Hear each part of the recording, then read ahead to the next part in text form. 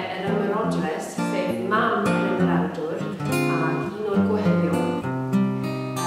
Mae'r sioe yn llawn hwyl ysbryd a lot o gerddoriaeth rili fab. Mae'r trio ni'n cast yn chwarae ffyrnau a lot o ganu. Dwi'n dysgu o ffeirniau newydd i'r sioe sef Carment.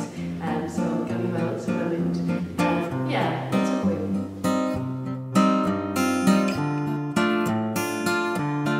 Fy enw yw Maes Wedderburn a fi'n chwarae tân yn ymerawdwr ac hefyd un o gwehyddion yn y sioe.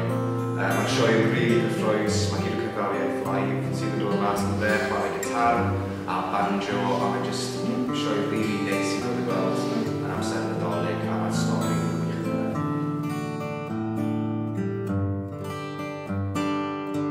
Helo, fy enw yw Geraint a dwi'n chwarae yr ymerawdwr sydd Carreg.